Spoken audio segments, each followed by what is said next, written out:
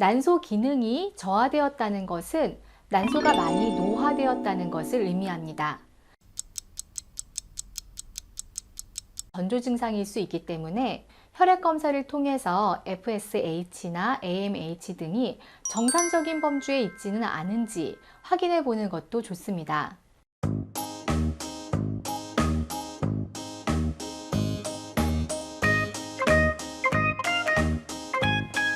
안녕하세요. 한방여성의학 주치 성누가병원 김지혜 원장입니다. 환자들이 자주 하는 질문 중에 하나가 생리량이 줄은 것 같아요. 무슨 문제가 있는 걸까요? 혹은 생리량이 줄었는데 임신에 영향은 없을까요? 입니다.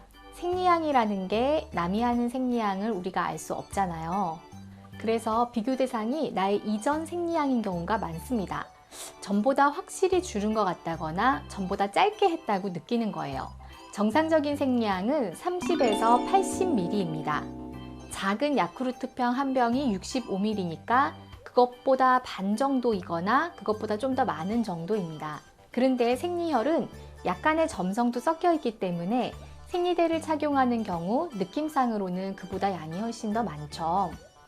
생리컵으로 하면 좀 더 정확하게 보이고 탐폰 착용 시에는 양에 대해서 감이 잘 안 올 수 있습니다.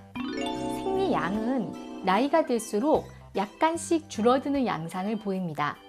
30대에서 40대가 되면 난소의 노화와 함께 10대, 20대보다는 양이 줄어들었다고 느낍니다.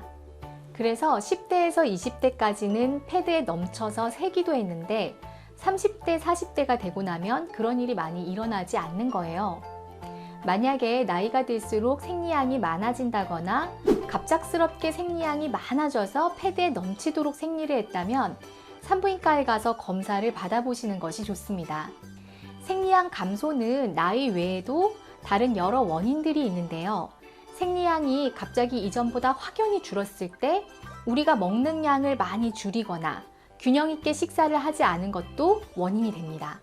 예를 들면 채식만 하고 고기 섭취량이 거의 없는 경우, 혹은 음식 섭취의 절대량이 줄었을 경우, 혹은 하루 한두 끼만 겨우 먹는다면 내막이 상당히 얇아질 수 있습니다.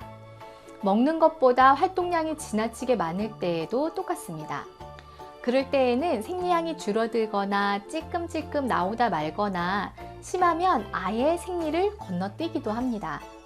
그럴 땐 음식 섭취의 균형을 맞추고 섭취량도 정상화해야 생리량도 정상적으로 돌아오게 됩니다. 생리량이 감소할 때 주의해서 봐야 하는 문제가 난소 기능의 저하도 생리량의 감소를 유발할 수 있다는 것입니다. 난소 기능이 저하되었다는 것은 난소가 많이 노화되었다는 것을 의미합니다. 조기난소 부전이라든지 조기폐경의 전조 증상일 수 있기 때문에 생리를 규칙적으로 했었는데 어느 순간부터 생리를 했다, 안 했다 한다거나 혹은 생리량이 많이 줄었다면 혈액 검사를 통해서 FSH나 AMH 등이 정상적인 범주에 있지는 않은지 확인해 보는 것도 좋습니다. 특히 조기폐경의 가족력이 있거나 난소에 수술을 한 경험이 있다면 꼭 확인을 해 보시는 것이 좋습니다. 다음으로 다낭성 난소 증후군 등의 배란 장애가 있을 때에는 부정출혈이 생길 수 있는데요. 이 부정출혈을 생리로 생각하고 생리량이 많이 줄었다고 오해하게 되는 경우가 있습니다. 정상 생리는 배란이 된 다음에 2주간의 유지 기간 후에 생리를 하는 것입니다. 그런데 배란이 안 일어나면 난자에서 지속적으로 에스트로겐을 내보내게 되면서 자궁 내막에서 부정출혈이 생기게 됩니다.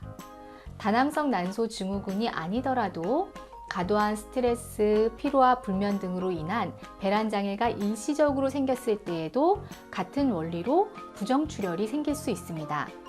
질이나 자궁경부의 염증이나 외상으로 인한 출혈도 생리량이 줄었다고 오해하게 되는 원인이 될 수 있습니다.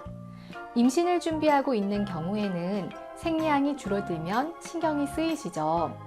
원래는 이틀간 생리량이 많이 나왔는데 하루 정도만 많이 나오더라. 이런 것도 걱정될 수가 있어요. 그럴 때에는 자궁의 초음파 검사를 통해서 자궁 내막의 두께를 확인해 보시는 것이 좋습니다. 보통 배란기쯤 자궁내막 두께가 대략 0.9에서 1cm 전후 정도가 되면 충분히 잘 자란 것으로 생각을 하는데요. 그 정도면 적어도 하루나 혹은 이틀 정도는 중형 패드를 채워서 생리를 하게 됩니다. 그런데 사실 생리를 패드로 보는 것은 정확하게 반영이 되지 않고요. 결국 착상하기에 충분한 두께인지는 초음파로 확인을 하는 것이 정확합니다. 사실 생각보다 내막이 그렇게 얇은 게 아닐 수도 있습니다. 생리양이 많다고 하셨던 분이 막상 초음파상으로는 내막 두께가 얇았던 경우도 있습니다. 그러면 생리가 아니라 출혈이 있었던 것으로 봐야 하기 때문에 내막의 정상화와 출혈을 막아주는 치료를 해야 하는 것이죠. 만약에 자궁 내막이 너무 얇아서 배란기 전후에 최대한 두꺼워져도 0.6, 0.7 정도밖에 안 된다면 자궁 내막의 두께를 성장시키는 한방 치료에 관해서 상담받아 보시는 것이 좋겠습니다. 오늘 생리양 감소의 원인을 알아보았습니다. 문제가 있어 보이는 경우 진료를 통해서 자궁내막 두께 확인 및 배란 장애나 조기난소 부전 등 다른 원인 여부를 확인하시도록 권장드리며 오늘의 영상을 마치겠습니다. 감사합니다.